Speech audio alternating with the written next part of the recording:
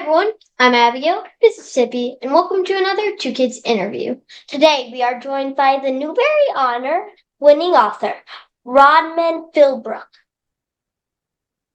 Some of Mr. Philbrick's books include Freaks and Mighty, Max and Mighty, The Fire Pony, Stay Alive, The Last Book in the Universe, The Young Man and the Sea, We Owned the Sky. The Mostly True Adventures of Homer P. Figg, and many others, including Wild Wave, the newest book in the Wild series, which came out just last month. Thank you so much for being here with us today. Oh, it's my pleasure. This is going to be fun, I can tell. Your wonderful book, Freaks and Mighty, was made into a really good movie, The Mighty, and now it's being made into a musical. And we love musicals. Can you give us an update where that is right now? Well, I didn't know that you knew about that. I was going to break the news on your show for you. But as of right now, they're casting the play. These are the producers who produced a very popular Broadway musical called Come From Away. And my experience with them so far is that they really know what they're doing. Anyways, they have a casting company who's looking to fill the roles. The musical is already written. The songs have already been recorded by a team that's had great success with children's stories being adapted for the stage. So I got very lucky in that. I was just told that they have a couple of likely candidates to play Kevin and Max, and that they're bringing them to New York City this month to meet with the director, who is a Tony Award-winning director, and with the musical director. They already know they can sing because they've heard their audition tapes. What they're going to be assessing, I think, is whether they're going to be able have also the talent to act and to play the role. Then in November, it's already scheduled. There's a 2-week workshop. I don't think they're going to have any trouble casting all the adults because we already did a table reading and they had a bunch of Broadway stars there. And then if that is successful, if they think on the final day of the workshop, when we give a full-length performance of the play, they will attempt to place it at a regional theater.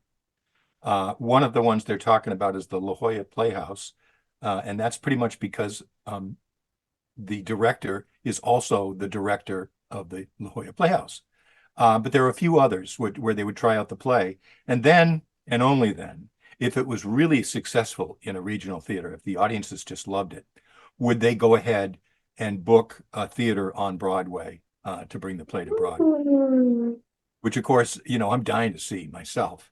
I've already had a book made into a play, and I'm not a theater person or a person who has any musical talent at all. So I'm always in awe of people who can get up on a stage and play a part. I was very lucky a number of years ago to have The Mostly True Adventures of Homer P. Figg be turned into a play by it played in Washington. And then again in Florida for another 30 performances at the Kennedy Center in Washington in 2012. So, I didn't have anything to do with that either, other than writing the original material. I was relying on the talent of playwriters and the actors that they hired to play the roles, and was very surprised and happy about the result. So I'm pretty sure the same thing is going to happen with this musical version. I can't predict whether the audiences are going to like it, but I sat through that table reading where they sang the songs and spoke their lines and acted, and I was very moved by it. And very happy that they were being so nice to me to let me come there and participate in this, or at least be an audience. So that's your update. What's the name of your favorite song in it? Oh, Walking High. There is a song after the boys, Kevin rescues Max from his father in the cellar, and also saves Loretta. And all of a sudden, all the people in the town who've been very skeptical of these two kids thought that, Max was just trouble and warned other people about them. Those townspeople suddenly realize what they've got here, which is a couple of heroes. And the newspapers are there, and the television people are interviewing them, and they sing this triumphant song about walking high above the world. And that so far is there are many other beautiful songs in it. the people who are writing the music and lyrics are really good at what they do. But that song really moves me when I hear it because it's Kevin's moment of triumph. Some writers only write in one genre. You've written in many. Is that hard? And do you have a favorite? Well, it's not intentional, not necessarily. When I was writing for adults, I was pretty much writing crime novels, some medical thrillers, but it was only after I stumbled on this idea for a story that I called Figg the Mighty that I got to write in more than one genre. Because in books written for children, I had stories I wanted to tell that were historical in nature, like the Mostly True Adventures of Homer P. Figg, or Staying Alive, which is was written about the Donner Party, or just recently, We Own the Sky, which was about the rise of the Ku Klux Klan in Maine in 1924, from the point of view of a flying circus that was mostly populated by immigrants, based upon my cousin's experiences as an aviatrix who had a flying circus. So that's history. I've always been a history buff and loved to read history, and I got the chance to write some of it. And then I had an idea for, well, actually, what happened was an editor called me up many years ago and said, listen, we're putting together a anthology of science fiction stories for kids. Do you have any ideas? And at the time, I had a boat outside with a broken motor and no money to fix it. So I asked him how much they were paying and for the story, and it was pretty generous, and it would be enough to have paid for the repair on the boat. So I said, "Oh yes, I've got an idea." And he said, "Well, what is it?" I was fibbing because I didn't have an idea. And I looked up over my desk, and there was a bookshelf full of books. And I said, "It's called The Last Book in the Universe." And he said, "Well, that's a great title. I like that title. What's the story about?" I said, "I don't want to share that yet. I'm just gonna I'll send you the story itself." So I hung up, and then I had to make up a story to fit the title. And I came up with an adventure of an outcast boy in a ruined world, trying to find his way back to help his stepsister. And I had great fun writing it. And it's one of those, not all of my books kind of last and keep being talked about, but that's one of the ones that's been successful in the sense that I hear from students, usually in a class every year, who are reading that book, and most of them, I hope, enjoying it. So I'm open to any genre when writing for kids, as long as it's a good story, an exciting story, something I can tell from one person's point of view, because I like to write in the first person, and something that would, I hope, will engage the reader from the very first paragraph. Because everybody has lots of distractions nowadays, and to ask the people the favor of opening up one of my books and reading it, I have to provide I have to provide a really good story to engage their attention. And so that's the business I am in. And oddly enough, I never thought of this when I started doing this, but because of the way I write and the fact that I write in very kind of vivid scenes, in short, and often use short sentences and incorporate some humor into it if I can figure out how to do so. I learned that there was teachers who decided that these were good books for reluctant readers, so-called reluctant readers. And I really celebrate that. The idea that I might engage a kid who's struggling with reading by providing a really good story to just draw him into the book is something that gets me up and gets me to my desk every day to try to write the best kind of stories that I can for this wonderful audience of kids, because there's always a new group of them coming up. Are you guys in fifth grade? He's in fifth, I'm in sixth. Okay, I thought you were right around that time. That's when I started writing, was in sixth grade. I thought about it when I was in fifth grade, but I didn't actually do anything about it until sixth grade. And then I did it, excuse me, I did it secretly because I grew up in a small town where my family had been for a million generations, and everybody thought they knew everybody's business. And I figured if they thought I was going to be a writer, that I was trying to be some kind of big shot. So I wanted to keep my writing secret until I was successful. So I kept it secret a long, long time because I didn't, excuse me, I've got allergies here this fall. I didn't manage to sell a book till I was 28 years old, and I had to write 9 before I did sell one. So I never got to celebrate my success when I was in 6th grade, but I still am grateful for my teachers who kind of knew what I was up to and supported me. Writing a book is a big commitment. When you come up with an idea, how do you become sure that this is the story that you want to tell? Well, I think it works differently for every different author, perhaps. For me, if I have an idea, I have to turn it over in my mind for quite a while, usually, sometimes for months, sometimes for years, until I can get a grip on it and know who is going to be telling the story and who that person would be when I first start to write about them.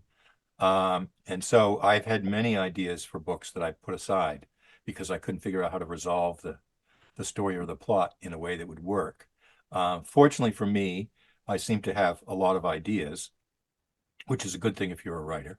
And so I can usually find something that is a subject that interests me and that I think might make an exciting story. Books have a social theme like bullying. When you write, do you just try to have an entertaining book, or is it important to you that it has a message too? Well, I guess I have to plead guilty to being a message author. I witnessed a whole lot of bullying when I was a kid. Not so much for me because I was a big kid, but other kids on the bus getting their ears twisted by some of the bigger and older guys.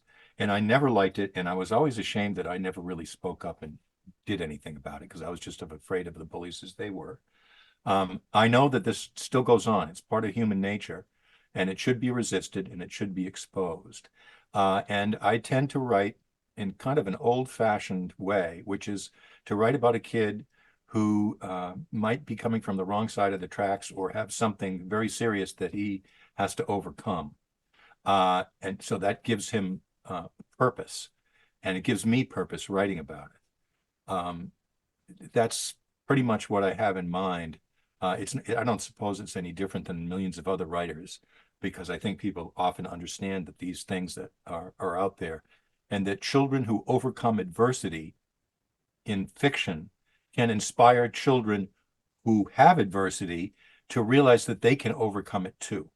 And I can't think of anything I could do personally that was more important than that. What is your process when putting a book together? Do you decide the end before the middle, or do you put it together in order? That's a very good question, Abigail. The the way I do it is I have to get the first page. And sometimes I work on it for weeks until I've really figured out exactly what the voice is of the person who's telling the story. And then I have to know how it ends.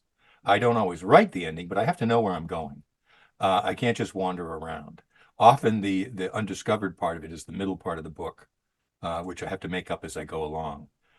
Fortunately, I've been doing this for many years, and I had to plot for the first 15 years of my writing career. I was plotting mysteries and crime novels where you have to pay attention to putting the story together in a way that makes sense and yet still satisfies the reader when they find out who did it. And the way that you usually do it is to let the reader come to that conclusion a little bit before you tell them, so that they feel that they've earned something here. They've figured it out. They've put in the time. So I don't write very many mysteries for kids, but I still use the same techniques that I learned over the years in my struggle to become an author, of how to keep a story moving, how to keep people turning the page. It's kind of second nature to me now, but as I get older, I get slower. So it takes me longer to finish a book than it did when I was in my 40s. So basically, when you for the beginning and the end, you're a plotter, and then for the middle, you're like a pantser. Well, sometimes when I get stuck, I have to sit down and do a little outlining. I have to figure out the next 3 or 4 chapters. Um, and so that's something I'm used to having happen to me. It's not like I can foresee every single part of the book. I have a general idea, which I have shared with my editor, usually in like the first chapter and another 3 or 4 pages describing where the book is going to go. When I was a young writer, in my late 20s, I had to submit very elaborate outlines because they didn't quite trust me that I knew what I was doing. So they wanted to see that I had an entire story in mind. And sometimes working on those outlines was much more difficult for me than working on the books. But I did it. It was all part of fulfilling my great desire to earn a living as a writer and to be a professional writer. And I feel that I've been extremely lucky, and there's luck involved. There's a lot of talented people out there, and sometimes you need a break. And I got a couple along the way, especially having to do with Freak the Mighty, which was embraced by people before it was published, optioned for a movie before it was published, and then by a great miracle, it actually got made into a movie a few years later.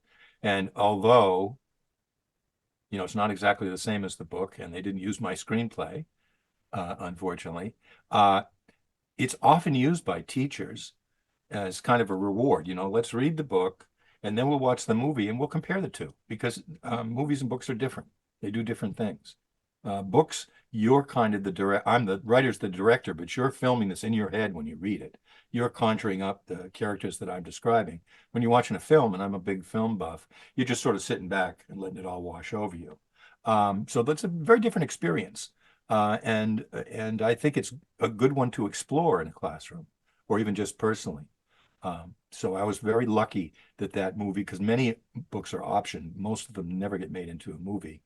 This woman named Sharon Stone came along and wanted to play a mother. And that's why that movie got made. I've only spoken to her very briefly once at the beginning of the filming, but I am grateful to her that she took the trouble to do that because it really helped establish me and establish that book, which was never a bestseller, Freak the Mighty. It sold a lot of copies over the years, but it was never on a bestseller list. It was all done through the agency of some of the people I most love in the world, and that's librarians and school teachers who would actually hand the book to somebody and say, you got to read this. And so that's the kind of support that every writer needs, and not all of them get. I make a lot of comics, and I plot the next panel, but that's the farthest I usually plot. Well, I think the important thing is at your age, if you're interested in writing or drawing or art or being creative, is A, to do it as much as you can, to B, to enjoy it. Do not worry about failing in something. You have to fail a whole lot before you get good at something, no matter what you're doing, whether it's theater or dance or writing or art. All of this stuff, you have to just keep at it. And you can't do that if you don't find some pleasure from it, some satisfaction. So I'd say, the most important part of being a creative at your age, or one of the most important parts, is paying attention to people and to the world around you.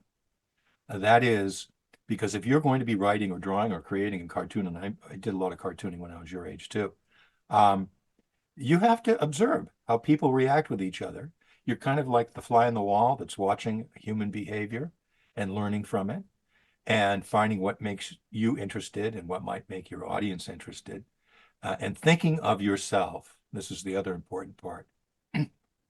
You can't become a writer or an artist without thinking of yourself as being a writer or an artist, even though you got a long ways to go. Now, you guys could get lucky, and this whole internet thing could just make you world famous, and you'd be running podcasts and creating stuff. I'm sure that would be great fun. And you're doing a lot of good anyways by promoting books and authors. So I think it's wonderful that you're able to do this. This, of course, was something not possible when I was a child. It just, I started writing a school newspaper and ran it off on a mimeograph machine, and distributed it to the other kids. And that's about the best you could do. Now you have amazing opportunities because of things like YouTube and podcasts, and people find an audience and make a name for themselves. And I think it's a very exciting thing to do. And not only that, it's a good thing to do because us writers need all the promotion we can get. We mostly just work alone. We're sitting at a desk, we're thinking up ideas, we're trying to concentrate on the process of actually writing. And, the big adventure of the day is getting up and going out to your car and driving to the grocery store. It's not, believe me, for the most part, I'm writing about exciting things, but I don't live an exciting life. I'm very satisfied with what I do, but I have to my habits make me sit down for many hours a day to do my work. And that work sort of is isolated in the sense that it's only me doing it. It's not like a group activity. So you guys were smart. You paired up here. So you got two people to make this happen. And I would have done exactly the same thing at your age. I would have had one of my best friends, and in fact, I did when we were trying to write songs, which I was terrible at. I was okay writing lyrics, but I don't know anything about music. But that kind of collaboration is an energy that feeds on itself, which is why I'm always happy to escape from my desk to go to a place like a play reading based on my material or watch other people bring things to life. It's very exciting for me. Even just going to a convention of other people who write kids' books, where I get to meet all of these people whose books I have admired, and I sort of get out of the house, and that's important for a writer to do. And you're helping that happen. I know your characters are often infuriated by real people, like in Freaks and Mighty. Do you ever tell people that they are or were the information? I have, and it's not always that I'm trying to completely borrow a person's personality. It's just that they inspire an idea. And after, I'll give you a good example. After Freak the Mighty was published, before it was a movie, um, I saw I got the idea because of these two kids in my neighborhood, one of whom had Morquio syndrome, which is a form of dwarfism, and he had a big buddy, big broad-shouldered kid, who sometimes would pick him up and carry him around because the little guy had leg braces and trouble walking, and they were best friends. And so I happened to see this kid, the guy who inspired Max, on the street. And I stopped him and said, you don't know who I am, but you inspired a character that I wrote a book about. And he looks at me and laughs. He says, of course I know about it. We all know about it. And I think it's wonderful. And he was so pleased to have been the inspiration, even though the character was not really him at all. But he loved the story. He thought the story was really good. And he was, by inclination, an actor. He actually went to Emerson College for a year and was in many stage plays. And I think it was because he was a large man and had a voice that projected. Um, in fact, when he passed away, which was only in his late 30s from a family disease that having to do with his heart, the obituary specifically mentioned Freak the Mighty and his role in the inspiration of it. And I miss him very much because he was such an intelligent guy and such a big-hearted guy. Um, but there may be other people who have inspired roles that are less wonderful in my books, and those I don't necessarily tell if they're the villain, say, or contribute to that kind of thing. This was different. This was a very special book for me because it took place in my hometown. It's all fiction. I made it all up, except I never would have written it if I didn't know these two boys. And that's not always how I get my stories. It's not always that there's a particular person that inspires them, which is why I still take that book so seriously in the sense that it has rewarded me and taught me how important it is to think and talk about friendship, and I remember this from like seventh grade. I was getting in all kinds of fights in the playground. There was a lot of trouble at home. My dad was struggling with alcoholism. So was my grandmother, and she lived with us. Uh, and there were days when I was pretty sure I didn't have a friend in the world. And then, you have other days where you do have friends, and you stop making as many stupid mistakes as I made in junior high school, shooting off my mouth or getting in arguments with people. But I realized as an adult, remembering children I knew at the time who didn't have a friend. I mean, it was just clear that these kids would be on the bus all alone, nobody to talk to. They were more or less ignored in school. There was not They weren't members of any of the little cliques that form in middle school. And I just thought, boy, that a friendship could change a life. And that's really what the story of Freak the Mighty is. Max is alone, angry, hasn't got a friend, Fortunately, he's got his Grim and Grandma's grandparents who look after him and try to help, but nobody in school. I mean, he's pretty much shunned. And then this kid, this strange little guy, moves in next door, and that changes his life because he eventually, at the end of the novel, in a promise made to Kevin, is going to write the story. He's the writer of Freak the Mighty. And so he's transformed from being this person who hid away in a cellar to somebody who's sharing his story with the world. And so it's in addition to being about just friendship, it's about a transformational kind of friendship that could change somebody's life. And I firmly believe that's possible. Books being banned, books being challenged and banned is happening in many places. That means those kids won't have the same access to books we do and may not be able to see themselves represented in books. Can you give us your thoughts on this? Okay. Well, my thoughts on it, I think you probably already know, you sense. I'm really deeply opposed to this whole movement. I think it's terrible. I think it's I'm willing to trust the teachers and librarians at almost all schools to know what books are appropriate for kids, to not be trying to let them read material that would be disturbing. But that's not what's happening. They're picking any book with any kind of theme, and this includes the big sky. I mean, we own the sky. That it uses as something troubling from our history. Um, I just think it's terrible. I don't know what to do about it. I know it's affected what the book fairs will choose to put in a book fair because they don't want the whole thing canceled. And I hope this is just a phase that we're going through that we're going to recover from. Because the idea that one person with a political mission in mind could stand up at a school committee meeting and name a list of books that they want removed from the library, which is happening in Florida, and have that happen is really a really bad thing, and it shows us going to a really bad place. We need to share our stories. We need to tell stories for everybody, all kinds of people. It's a big world. We have to live in it together. Everybody deserves to have their story told, from any kind of point of view you want to think of. And so I'm appalled by all of this, and I have joined the Authors Guild to, just team up with other writers to express our outrage at this. What are you writing right now? I'm writing another one of these survival stories, which the book fairs seem to find are working, which is called Wild Winter. And there's a story, the one I'm working on now, and I'm struggling with it, to be honest.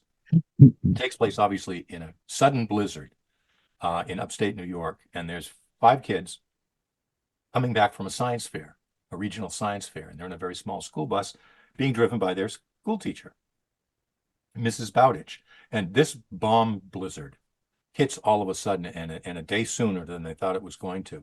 All of a sudden, it's a whiteout. They can't even see the road. The bus gets run off the road. They're coming back. They're about 5 miles from the school. It gets run off the road, and the axle breaks, and they can't go anywhere. And the cell towers are all down because these 100-mile-an-hour winds have just destroyed all of that. So they struggle to figure out how to stay alive, is really what the story's about. And one boy and one girl will actually bundle up and take off into the storm to try to get help. And it's not easy for them to stay alive because it's a well below zero blizzard, very dangerous conditions. But these 2 kids are friends, and they're going to figure out how to make it work. I would read that. Finally, it's time. Yeah. Finally, it's time for our Turbo 10. 10 rapid fire questions. Are you ready? Sure. Number 1. What is your favorite phrase to use? Oh, I'm not sure I have a favorite phrase, except I'm afraid I'm lost on that particular question. On to the next one. Number 2. What is one subject you'd like to learn more about?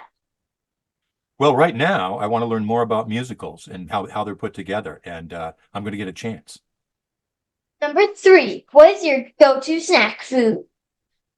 Well, it's pretty boring. It's just Triscuits and cheese. I love cheese.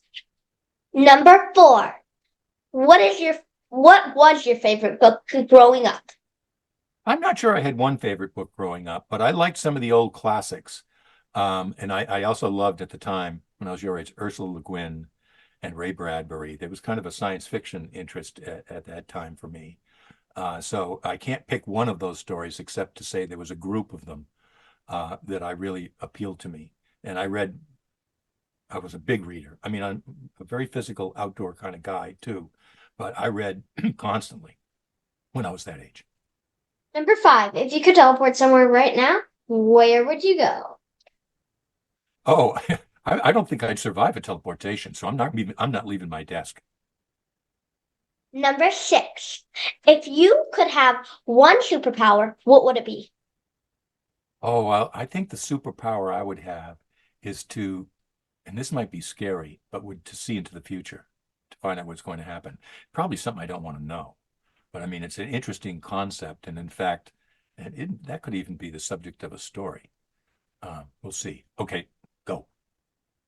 Number 7. What was your favorite cartoon as a kid? Oh, I liked what's the one that takes place? These are cartoons when I was a kid that are not around anymore. But I like the one that took place in the Okefenokee Swamp, and there was all these characters from the creatures from the swamp, including a possum, and that I loved. It was beautifully drawn, and I loved that. And since then, Calvin and the Tiger are favorites too. And I'm sorry, there's no more new ones coming out. I thought that was a just brilliant cartoon. Number 8. What is your favorite rainy day activity? Oh, reading. That's easy. Sit down. You don't want to go outside and get wet. If I haven't got anything that I have to do at my desk, then I will read. I was reading 10 minutes ago before this started. Number 9.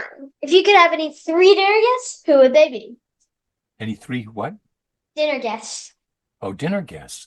Alive or dead? You mean people from the past?